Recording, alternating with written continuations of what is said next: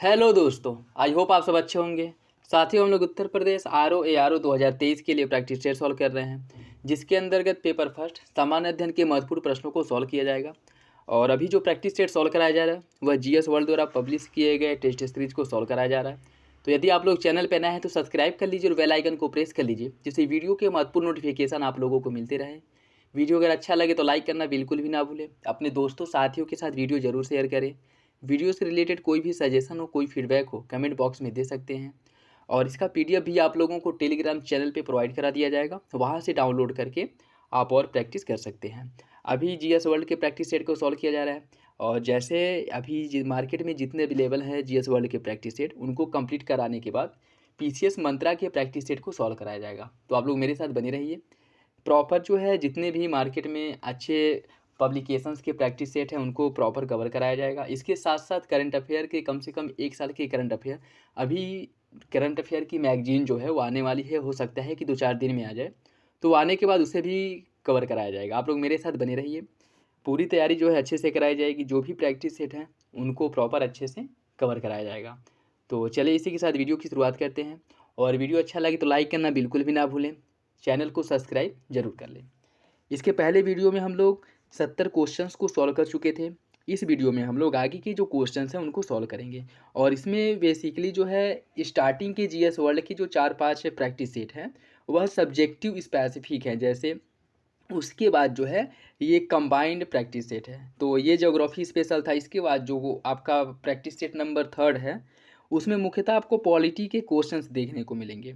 तो उससे आप लोगों का एक अच्छा खासा रिवीजन भी हो जाएगा। आप लोग नोट्स पढ़ने के साथ साथ जो है प्रैक्टिस सेट सॉल्व करते रहिए, जो आप लोगों को अंततः एग्जाम में बहुत ज़्यादा लाभ पहुँचाने वाला है। तो चलिए, इसके पहले वीडियो में हम लोग 70 क्वेश्चंस किए थे। इस वीडियो में आगे के 70 क्वेश्चन को सॉल्व करेंगे। क्वेश्चन नंबर 71 देखिए। निम्नलिखित में से हांगहो नदी किस सागर में गिरती है? हिंद महासागर, पीला सागर, लाल सागर या फिर चीन सागर? इसका जो सही आंसर है वो हो जाएगा ऑप्शन बी, पीला सागर में। हांगहो नदी को ही पीली नदी के नाम से जाना जाता है, और यह जो है अपना जल पीली सागर में या पीला सागर में गिराती है। तो इसका जो सही आंसर है वो हो जाएगा ऑप्शन बी। योकोहामा और कोबे जहाज निर्माण उद्योग के मुख्य केंद्र निम्नलिखित में से कहाँ स्थित है? जापान में, साउथ कोरिया में, उत्तर कोरिया में या फिर चीन में? इसका जो सही आंसर है वो हो जाएगा ऑप्शन ए, योकोहामा और कोबे, जो मुख्य रूप से जहाज निर्माण उद्योग के लिए फेमस हैं, यह दोनों स्थल आपके जापान में स्थित हैं। इसका जो सही आंसर है वो हो जाएगा ऑप्शन ए। निम्नलिखित में से ब्राउन झरना कहाँ पर स्थित है? ऑस्ट्रेलिया, न्यूजीलैंड, कनाडा या फिर स्विट्जरलैंड? इसका सही आंसर हो जाएगा ऑप्शन बी, न्यूजीलैंड में। ब्राउन जलप्रपात न्यूजीलैंड में स्थित है। ब्राउन जलप्रपात डाउटफुल साउंड में स्थित है, जो न्यूजीलैंड का सबसे बड़ा फियोर्ड है। ठीक है, सबसे बड़ा, यह न्यूजीलैंड का सबसे बड़ा फियोर्ड तट भी है, तो ये भी याद रखिएगा, इंपॉर्टेंट है। निम्नलिखित में से मिडानु द्वीप किस महासागर में स्थित है? हिंद महासागर, उत्तरी अटलांटिक महासागर, प्रशांत महासागर या दक्षिणी अटलांटिक महासागर? इसका सही आंसर है ऑप्शन सी, प्रशांत महासागर में स्थित है। यह मिडानु द्वीप, या फिर आप लोगों को कहीं कहीं मिंडनाओ, इसका कोशिश करेगा इंग्लिश वाला देखने के लिए। यहाँ पे देख ले मिंडनाओ लिखा है। मिडानु द्वीप, जिसे मिंडनाओ द्वीप के नाम से भी जाना जाता है, यह जो है साखालिन द्वीप, मिंडनाओ और साखालिन, यह दोनों प्रशांत महासागर के किनारे एशिया के पूर्वी भाग में स्थित है। मिंडनाओ यह दक्षिण पूर्व एशिया के फिलीपींस देश के दक्षिणतम का दूसरा सबसे बड़ा द्वीप है। उसके दक्षिण में, फिलीपींस के दक्षिण में स्थित दूसरा सबसे बड़ा द्वीप है। तो इसका जो सही आंसर है वो हो जाएगा ऑप्शन सी, प्रशांत महासागर में स्थित है मिडानु या फिर मिडनाओ द्वीप। ऑप्शन सी सही हो जाएगा। ग्रीनलैंड निम्नलिखित में से किसके शासन के अधीन आता है? तुर्की, डेनमार्क, जर्मनी या फिर पुर्तगाल? इसका जो सही आंसर है वो हो जाएगा ऑप्शन बी, डेनमार्क के। आधिकारिक रूप से ग्रीनलैंड पर डेनमार्क का अधिकार है। तो इसका सही आंसर क्या हो जाएगा? Option B. निम्नलिखित में से ऑस्ट्रेलिया का उच्चतम बिंदु क्या है? माउंट कोसियुस्को, माउंट टबोनशेड, माउंट ट्विनम या एबट पीक? इसका सही आंसर है ऑप्शन ए, माउंट कोसियुस्को। यह ऑस्ट्रेलिया का सर्वोच्च पर्वत शिखर है, जो ऑस्ट्रेलिया के न्यू साउथ वेल्स में स्थित है। ठीक है, तो इसका सही आंसर क्या हो जाएगा? Option A. निम्नलिखित में से स्वेज नहर का निर्माण किसके द्वारा करवाया गया था? फ्योडोर लिटके, प्योत्र सोम्योनोव, त्याग सांस्की, फर्डिनेंड डी लेसेप्स या उपयुक्त में से कोई नहीं? इसका जो निर्माण है वह फर्डिनेंड डी लेसेप्स द्वारा कराया गया था। किसका? स्वेज नहर का निर्माण फर्डिनेंड डी लेसेप्स द्वारा इसका निर्माण कराया गया था। और इसका जो निर्माण है 1869 ईस्वी में कराया गया था। 1869 ईस्वी में भूमध्य सागर और लाल सागर को जोड़ने के लिए स्वेज नहर का निर्माण करवाया गया था। ऑप्शन सी जो है वो सही है। सिनसिनाटी, अमेरिका निम्नलिखित में से अमेरिका में स्थित सिनसिनाटी किसके निर्माण के लिए प्रसिद्ध है? मशीन उपकरण, सीमेंट उद्योग, जैव तकनीकी उद्योग या विमानन उपकरण? इसका सही आंसर है ऑप्शन ए, मशीन के उपकरण बनाने के लिए अमेरिका का सिनसिनाटी क्षेत्र जो है या राज्य जो है फेमस है। यह क्षेत्र जो है मशीन उपकरण के लिए प्रसिद्ध है। कनाडा में घास के मैदान को किस नाम से जाना जाता है? प्रेयरीज, वेल्ड, पंपास या उपयुक्त में से कोई नहीं? इसका जो सही आंसर है वो हो जाएगा ऑप्शन ए, कनाडा और अमेरिका में घास के मैदान को प्रेयरीज के नाम से जाना जाता है। तो इसका सही आंसर हो जाएगा ऑप्शन ए। पृथ्वी शिखर सम्मेलन का आयोजन निम्नलिखित में से किसके द्वारा किया जाता है? यूनेस्को, UNCED, WHO या फिर यूनिसेफ? इसका सही आंसर है ऑप्शन बी, UNCED द्वारा पृथ्वी शिखर सम्मेलन का आयोजन किया जाता है। और 1992 में ब्राज़ील के रियो डी जेनेरियो में फर्स्ट है सर्वप्रथम इसका आयोजन किया गया था। ठीक है, तो सही आंसर हो जाएगा ऑप्शन बी। निम्नलिखित में से विश्व पर्यावरण दिवस हर साल कब मनाया जाता है? 5 जून को, 5 जुलाई को, 5 मई या 5 अगस्त? इसका सही आंसर है ऑप्शन ए, 5 जून को प्रत्येक वर्ष विश्व पर्यावरण दिवस के रूप में मनाया जाता है। पृथ्वी का सबसे बड़ा पारिस्थितिक तंत्र क्या है? बायोम, जलमंडल, जीवमंडल या उपयुक्त में से सभी? इसका सही आंसर है ऑप्शन सी, जीवमंडल यह पृथ्वी का सबसे बड़ा पारिस्थितिक तंत्र है। ऑप्शन सी सही है। निम्नलिखित में से किस कारण से वन के लिए एक बड़े क्षेत्र को सुरक्षित करना आवश्यक है? कार्बन डाइऑक्साइड का अवशोषण, जंगली जानवरों का संरक्षण, अधिक वर्षा या पारिस्थितिकी संतुलन? इसका सही आंसर है ऑप्शन डी, पारिस्थितिकी संतुलन के लिए वन क्षेत्रों को सुरक्षित रखना आवश्यक है। तो इसका सही आंसर क्या हो जाएगा? Option D. निम्नलिखित जलवायु कारकों में से किसका स्थलीय पारिस्थितिकी तंत्र पर सबसे कम प्रभाव पड़ता है? तापमान भिन्नता का, हवा का, सूर्य के प्रकाश की स्थिति का या फिर पानी की उपलब्धता का? इसका सही आंसर है ऑप्शन बी, हवा का सबसे कम प्रभाव पड़ता है, जबकि तापमान में भिन्नता, सूर्य के प्रकाश की स्थिति और पानी की उपलब्धता इसका जो है जलवायु के कारकों पर सबसे अधिक प्रभाव पड़ता है, सबसे कम प्रभाव पड़ता है हवा का। ऑप्शन बी सही है। वनों की कटाई के कारण मिट्टी का भारी क्षरण होता है, इससे सतही जल के प्रवाह पर बुरा प्रभाव पड़ता है। निम्नलिखित में से कौन इन कारणों से बुरी तरह प्रभावित होता है? मानव संसाधन, पारिस्थितिक तंत्र, जलवायु या फिर स्थानीय पौधा? इसका जो सही आंसर है वो हो जाएगा ऑप्शन बी, पारिस्थितिक तंत्र इससे बुरी तरह प्रभावित होता है। इसका जो सही आंसर है वो हो जाएगा ऑप्शन बी। सभी जीवित प्राणियों और उनके संबंधों को एकीकृत करने वाली पारिस्थितिकी प्रणाली को क्या कहा जाता है? जीवमंडल, स्थलमंडल, जलमंडल या उपयुक्त में से सभी? इसका जो सही आंसर है वो हो जाएगा ऑप्शन ए, जीवमंडल कहा जाता है। ऑप्शन ए सही है। देखिए, जीवमंडल वैश्विक पारिस्थितिक तंत्र है जो सभी जीवित प्राणियों और उनके संबंधों को एकीकृत करता है। तो इसका सही आंसर है ऑप्शन ए।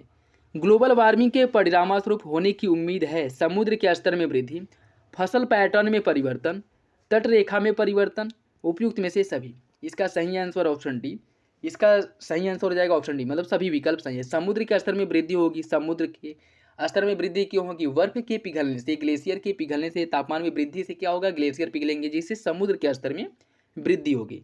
फसल पैटर्न में परिवर्तन होगा, क्यों? वर्षा की अनिश्चितता, मौसम की अनिश्चितता के कारण फसल पैटर्न में परिवर्तन होगा। तटीय रेखा में परिवर्तन होगा, जो तटों के किनारे स्थित देश हैं या द्वीपीय देश हैं इनके डूबने का जो खतरा है वो सबसे अधिक रहेगा। या फिर से अभी जो तट है समुद्र के स्तर में वृद्धि से वो तट जो है डूब जाएंगे, इससे क्या है कि तटीय रेखा में परिवर्तन होगा। तो इसका जो सही आंसर है वो हो जाएगा ऑप्शन डी। ग्रीन हाउस प्रभाव का कारण क्या है? Nitrogen, carbon dioxide, carbon monoxide या उपयुक्त में से सभी? इसका जो सही आंसर है वो हो जाएगा option B, carbon dioxide. Carbon dioxide greenhouse प्रभाव का कारण है। ठीक है, तो सही आंसर हो जाएगा ऑप्शन बी। निम्नलिखित में से जैविक विविधता सम्मेलन का सचिवालय कहाँ पे है? लंदन में, इटली में, मॉन्ट्रियल में या फिर टोरंटो में? इसका जो सही आंसर है वो हो जाएगा ऑप्शन सी, मॉन्ट्रियल, कनाडा में इसका सचिवालय स्थित है। और इसकी स्थापना 1992 में किया गया था। 1992 में इसकी स्थापना की गई थी। और इसकी स्थापना का जो निर्णय है वह ब्राज़ील के रियो डी जेनेरियो में जो पृथ्वी शिखर सम्मेलन हुआ था उसी में लिया गया था। तो सही आंसर हो जाएगा ऑप्शन सी। जनवरी 2023 में खेल मंत्रालय द्वारा किस खेल महासंघ की सभी गतिविधियों को निलंबित कर दिया गया है? भारतीय ओलंपिक महासंघ, भारतीय कुश्ती महासंघ, भारतीय निशानेबाजी महासंघ या भारतीय टेनिस महासंघ?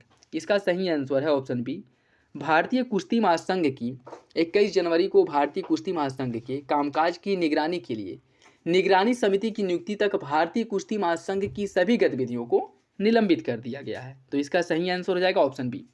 काठमांडू में भारतीय दूतावास द्वारा किस थीम पर मैराथन का आयोजन किया गया है?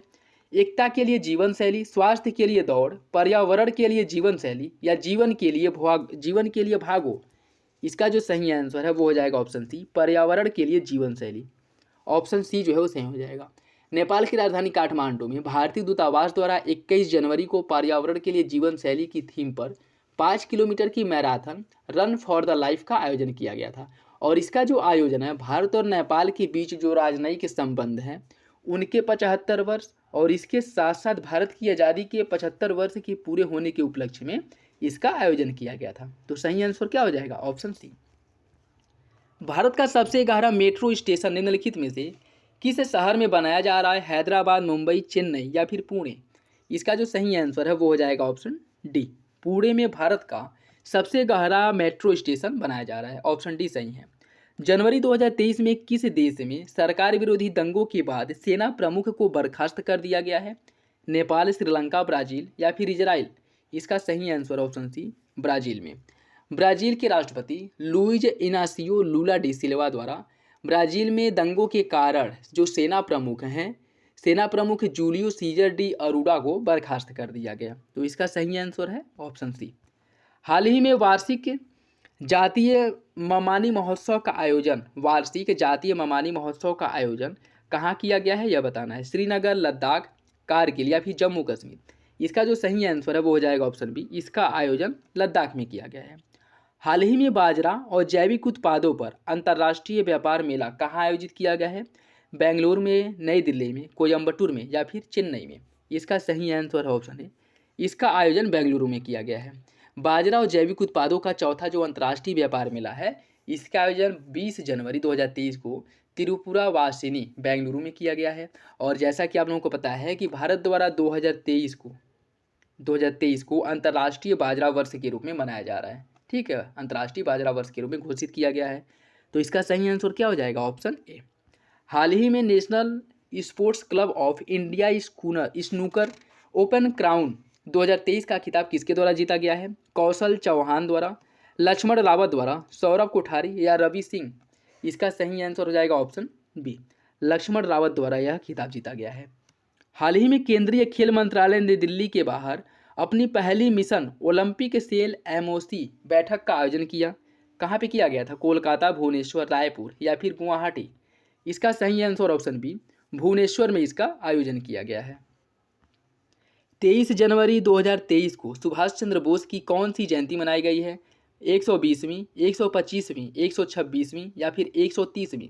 इसका जो सही आंसर है वो हो जाएगा ऑप्शन सी, सुभाष चंद्र बोस की 126वीं जयंती मनाई गई है।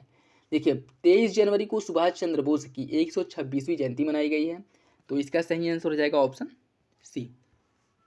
अवैध सोने के खनन और कुपोषण की स्थिति के कारण होने वाली बीमारियों से निपटने के लिए योनोमामी क्षेत्र में हाल ही में एक चिकित्सा आपातकाल घोषित किया गया है। यह किस देश में स्थित है? उरुग्वे, बोलीविया, ब्राज़ील या फिर अर्जेंटीना? इसका सही आंसर है ऑप्शन सी, योनोमामी क्षेत्र जो है यह ब्राज़ील में स्थित है जहां पर चिकित्सा आपातकाल घोषित किया गया है। तो इसका सही आंसर हो जाएगा ऑप्शन सी। जनवरी 2023 में संयुक्त राष्ट्र महासभा ने किस देश द्वारा सह प्रायोजित लोकतंत्र के लिए शिक्षा संकल्प को अपनाया है? संयुक्त राज्य अमेरिका, फ्रांस, जापान या फिर भारत? इसका सही आंसर ऑप्शन डी, भारत द्वारा अपनाया गया है।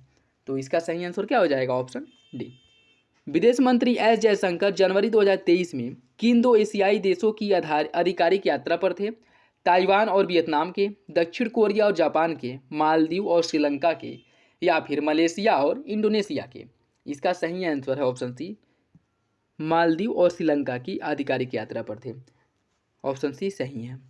जनवरी 2023 में भारत रूस संयुक्त उद्यम द्वारा कालाशिनकोव AK-203 असॉल्ट राइफल का निर्माण उत्तर प्रदेश के किस स्थान पर शुरू किया गया है? वाराणसी, गोंडा, अमेठी या फिर कानपुर? इसका सही आंसर है ऑप्शन सी। अमेठी में भारत और रूस के संयुक्त उद्यम के रूप में कालासीन को AK-203 असॉल्ट राइफल का निर्माण किया जा रहा है। तो सही आंसर क्या हो जाएगा? Option C. हाल ही में नेत्र रोग विशेषज्ञ डॉक्टर सैडूक रूईद को किस देश द्वारा इस पुरस्कार के लिए सम्मानित किया गया है?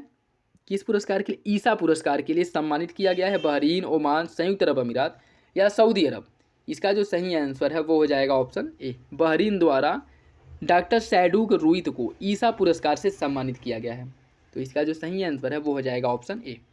18 जनवरी 2023 को जैसिंडा आर्डर्न ने प्रधानमंत्री पद से इस्तीफा देने की घोषणा की है। वह निम्नलिखित में से किस देश की हैं? फिलीपींस, न्यूजीलैंड, डेनमार्क या फिर स्वीडन? इसका सही आंसर हो जाएगा ऑप्शन बी। यह न्यूजीलैंड की प्रधानमंत्री हैं जिनके द्वारा इस्तीफा देने की घोषणा की गई थी। ऑप्शन बी सही हो जाएगा। विदेश राज्य मंत्री मीनाक्षी लेखी 12 से 14 जनवरी 2023 तक किस देश की आधिकारिक यात्रा पर थी? ब्राज़ील, अर्जेंटीना, क्यूबा या फिर पेरू? इसका जो सही आंसर है वो हो जाएगा ऑप्शन सी। क्यूबा की आधिकारिक यात्रा पर थी। निम्नलिखित में से किस राज्य की हॉकी महिला अंडर 18 टीम ने खेलो इंडिया यूथ गेम्स 2022 जीत लिया है? केरल, महाराष्ट्र, त्रिपुरा या फिर हरियाणा? इसका सही आंसर है ऑप्शन डी, हरियाणा द्वारा। देखिए, हरियाणा की महिला हॉकी टीम ने 30 दिसंबर को उड़ीसा के भुवनेश्वर में फाइनल मैच के दौरान मध्य प्रदेश को हरा करके खेलो इंडिया यूथ गेम्स 2022 का जो हॉकी महिला टीम अंडर 18 है इसका खिताब जीत लिया। तो सही आंसर क्या है? Option D. इसके द्वारा किन्हें पराजित किया गया? तो मध्य प्रदेश को पराजित किया गया है। और इसका जो आयोजन है खेलो इंडिया यूथ गेम्स का वह ओडिशा के भुवनेश्वर शहर में हुआ था, ये भी याद रखिएगा। उड़ीसा के भुवनेश्वर शहर में इसका आयोजन किया गया था। ठीक है, तो सही आंसर हो जाएगा ऑप्शन डी। हाल ही में सिकोर्न हाइपरसोनिक क्रूज मिसाइल, सिकोर्न या फिर या कहीं कहीं आप लोगों को जिरकॉन देखने को मिलेगा। हाइपरसोनिक क्रूज मिसाइल का परीक्षण किस देश द्वारा किया गया है? ब्राज़ील, अंगोला, रूस या फिर बांग्लादेश? इसका जो सही आंसर हो जाएगा ऑप्शन सी। रूस द्वारा इसका परीक्षण किया गया है। और व्लादिमीर पुतिन के जन्मदिन पर जिरकॉन नामक क्रूज मिसाइल का परीक्षण किया गया है। तो सही आंसर हो जाएगा ऑप्शन सी। हाल ही में भारत ने किस शहर में श्रीलंका को 9 विकेट से हरा करके अंडर 19 एशिया कप का खिताब जीत लिया? टोक्यो, पेरिस, रोम या फिर दुबई? इसका सही आंसर ऑप्शन डी, दुबई में हुआ था, जहां पर भारत द्वारा श्रीलंका को 9 विकेट से हरा करके अंडर 19 एशिया कप का खिताब जीत लिया। ऑप्शन डी सही है। निम्नलिखित में से किस राज्य की हॉकी टीम ने खेलो इंडिया यूथ गेम्स 2022 पुरुष अंडर 18 का खिताब जीता है? उत्तर प्रदेश, मध्य प्रदेश, आंध्र प्रदेश या फिर हिमाचल प्रदेश? इसका सही आंसर हो जाएगा ऑप्शन बी, मध्य प्रदेश ने। देखा, हॉकी मध्य प्रदेश ने खेलो इंडिया यूथ गेम्स 2022 का पुरुष अंडर 18 का खिताब जीत लिया है। ठीक है, तो सही आंसर क्या है? Option B. हाल ही में परमाणु ऊर्जा नियामक बोर्ड के अध्यक्ष के रूप में किसने पदभार ग्रहण किया है? देवेंद्र मल्होत्रा, दिनेश कुमार शुक्ला, हरविंदर सिंह या फिर अनिल कुमार त्रिपाठी? इसका सही answer option B, Dinesh Kumar Shukla द्वारा परमाणु ऊर्जा नियामक बोर्ड के अध्यक्ष का पदभार संभाला गया है। तो सही आंसर है ऑप्शन बी। मुख्यमंत्री डायरी फर्स्ट पुस्तक का विमोचन निम्नलिखित में से किसके द्वारा किया गया है? उदय ललित, रंजन गोगोई, तरुण गोगोई या फिर रक्तिमा गोगोई? इसका जो सही आंसर है वो हो जाएगा ऑप्शन बी, रंजन गोगोई। भारत के पूर्व मुख्य न्यायाधीश और राज्यसभा के वर्तमान सदस्य रंजन गोगोई द्वारा असम के सीएम हेमंत बिस्वा शर्मा की एक डायरी का विमोचन किया, जिसका नाम चीफ मिनिस्टर डायरी नंबर 1 है। तो सही आंसर क्या हो जाएगा? Option B. ओडिशा के मुख्यमंत्री नवीन पटनायक ने FIH हॉकी वर्ल्ड कप 2023 के जीतने पर कितने करोड़ रुपए की इनामी राशि खिलाड़ी को देने की घोषणा की है? 1 करोड़, 9 करोड़, 8 या फिर 2? इसका सही आंसर हो जाएगा ऑप्शन ए। प्रत्येक खिलाड़ी को 1-1 करोड़ रुपए देने की घोषणा की गई है। किसके द्वारा? ओडिशा के मुख्यमंत्री नवीन पटनायक द्वारा FIH हॉकी वर्ल्ड कप 2023 जीतने पर। तो सही आंसर क्या हो जाएगा? Option A.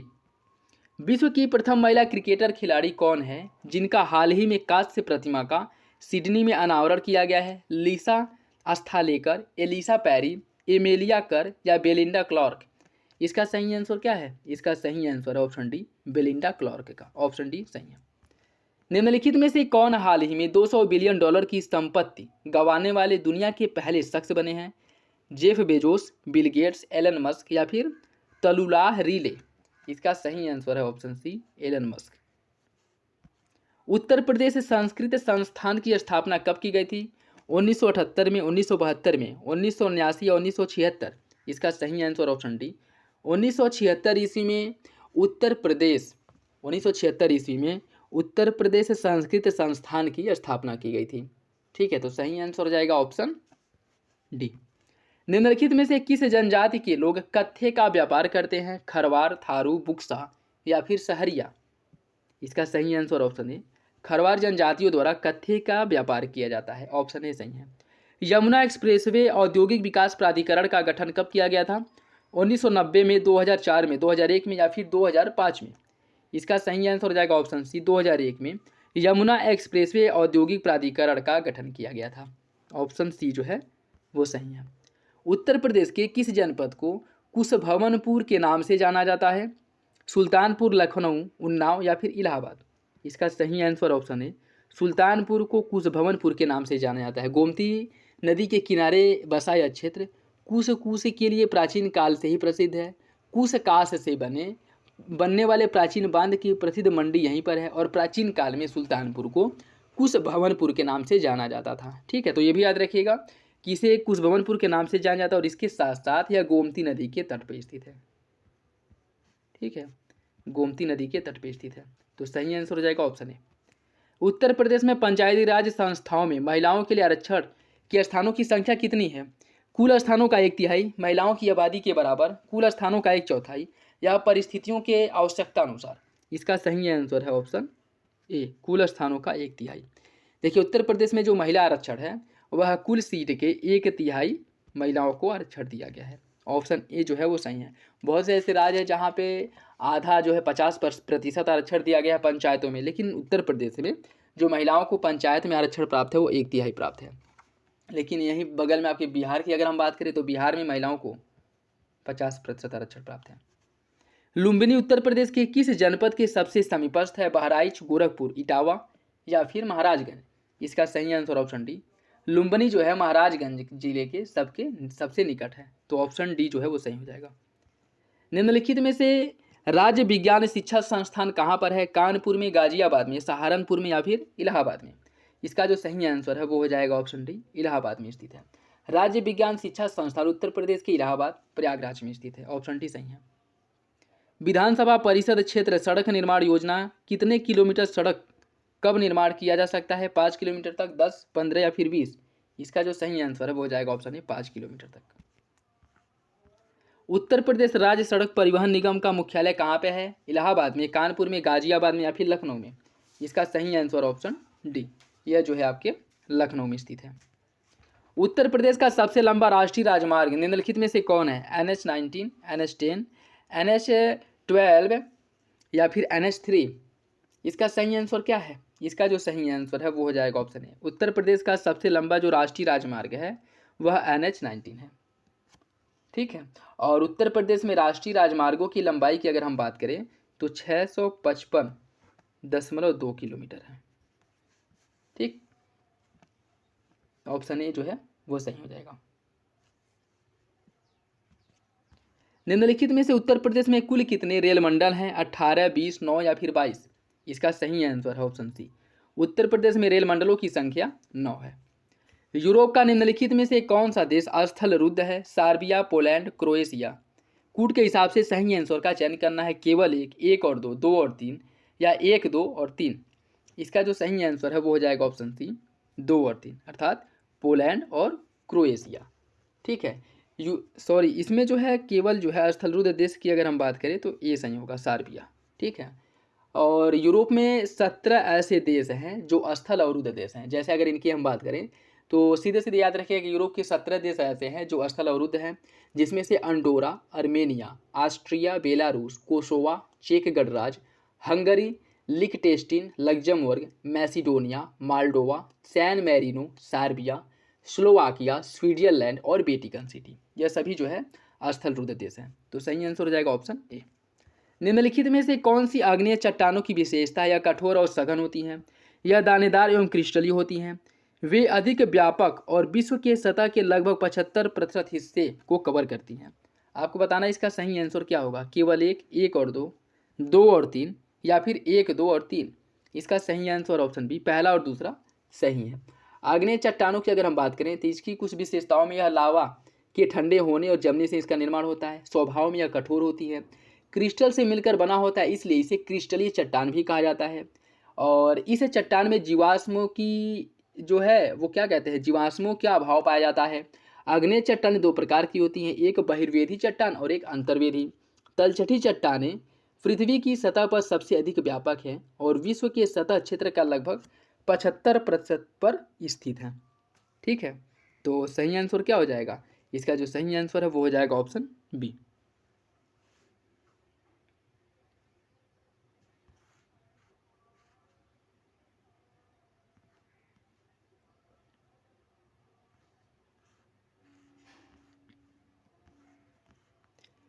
पृथ्वी की परत के संबंध में इसमें देखिए ये क्या है कि ये 75 नहीं है, ठीक है, मतलब ये है ये गलत है, ठीक है, क्योंकि 70% क्षेत्र को कवर करता है, न कि 75। ठीक, तो बी आपका सही हो जाएगा। पृथ्वी की परत के संबंध में निम्नलिखित कथनों पर विचार कीजिए। महाद्वीपीय परत का औसत घनत्व समुद्री परत की तुलना में कम होता है। महासागरीय परत महाद्वीपीय परत की तुलना में पतला होता है। आपको बताना है कौन सा विकल्प सही है, केवल एक, केवल दो, एक और दो दोनों, या इनमें से कोई नहीं। इसका जो सही आंसर है वो हो जाएगा ऑप्शन सी। महाद्वीपीय परत का औसत घनत्व समुद्री परत की तुलना में कम होता है। महासागरीय परत महाद्वीपीय परत की तुलना में पतली होती है। तो इसका सही आंसर क्या हो जाएगा, ऑप्शन सी। निम्नलिखित में से किलाउआ ज्वालामुखी कहाँ है, इंडोनेशिया, अर्जेंटीना, जापान या फिर हवाई द्वीप। इसका सही आंसर ऑप्शन डी, हवाई द्वीप पर स्थित है किलाउआ ज्वालामुखी, और यह जो है सबसे सक्रिय ज्वालामुखियों में से एक है। तो इसका जो सही आंसर है वो हो जाएगा ऑप्शन डी। निम्नलिखित में से कौन सा सही सुमेलित है। कुछ पर्वत पहाड़ी दी गई है और महाद्वीप। एटलस पर्वत अफ्रीका में है, रॉकी पर्वत दक्षिण अमेरिका में, कैटाब्रियन पर्वत एशिया में और एंडीज पर्वत उत्तरी अमेरिका में। आपको बताना है कौन सा विकल्प सही है। इसका जो सही आंसर है वो हो जाएगा ऑप्शन ए, एटलस पर्वत अफ्रीका में है, रॉकी पर्वत है आपके उत्तरी अमेरिका में, एंडीज पर्वत है दक्षिणी अमेरिका में, और कैटाब्रियन पर्वत जो है यह स्पेन में स्थित है। तो इसका सही आंसर क्या हो जाएगा, ऑप्शन ए। नेक्स्ट देखिए, सभी जो है रीजनिंग के क्वेश्चंस हैं, तो इन्हें देख लीजिए, मैं आंसर बता दे रहा हूँ, आप लोग क्वेश्चन को सॉल्व कर लीजिएगा। क्वेश्चन नंबर 131 का जो सही आंसर है वो हो जाएगा ऑप्शन सी। क्वेश्चन नंबर 132 का सही आंसर है ऑप्शन ए। क्वेश्चन नंबर 133 इसका जो सही आंसर है वो हो जाएगा ऑप्शन बी, 1854। क्वेश्चन नंबर 134 का जो सही आंसर है वो हो जाएगा ऑप्शन डी, 841। और क्वेश्चन नंबर 135 इसका जो सही आंसर है वो हो जाएगा ऑप्शन सी, 0.005। और क्वेश्चन नंबर 136 इसका सही answer option C, 100। Question number 137 का सही आंसर है ऑप्शन ए, इसका सही answer option A. Question number 138 का सही आंसर है option A, car engine. Question number 139 इसका जो सही आंसर है वो हो जाएगा ऑप्शन डी। और क्वेश्चन नंबर 140 का सही आंसर ऑप्शन सी, 35। तो ये था आज का last question. I hope video आप लोगों को अच्छा लगा होगा। वीडियो पसंद आए तो लाइक करना बिल्कुल भी ना भूलें। अपने दोस्तों साथियों के साथ वीडियो जरूर शेयर करें। वीडियो से रिलेटेड कोई सजेशन हो तो कमेंट बॉक्स में दे सकते हैं, और इसका PDF भी आप लोगों को आज टेलीग्राम चैनल पे प्रोवाइड करा दिया जाएगा, तो वहाँ से डाउनलोड करके आप और प्रैक्टिस जो है कर सकते हैं। और मेरे साथ बने रहिए। चैनल पे नए हैं तो सब्सक्राइब जरूर कर लें। जो भी मार्केट में अच्छे पब्लिकेशंस के प्रैक्टिस सेट हैं उनको प्रॉपर अच्छे से कवर किया जाएगा। एग्जाम के पहले सारे प्रैक्टिस सेट को आपका जो है कवर करा दिया जाएगा, प्रैक्टिस सेट सॉल्व करा दिया जाएगा। और इसके साथ साथ करंट अफेयर की अगर मैगजीन 2-3 दिन में आ जाते हैं या जब भी आते हैं तो मैगजीन को भी प्रॉपर कवर किया जाएगा। जो घटना चक्र और घटना सार के मैगजीन है, दोनों मैगजीनों को कवर किया जाएगा, जिससे कि क्वेश्चंस कहीं से भी आए आप लोग उससे अच्छे से अटैम्प्ट कर लें। तो मेरे साथ बने रहिए और वीडियो ज़रूर शेयर करिए, लाइक करिए।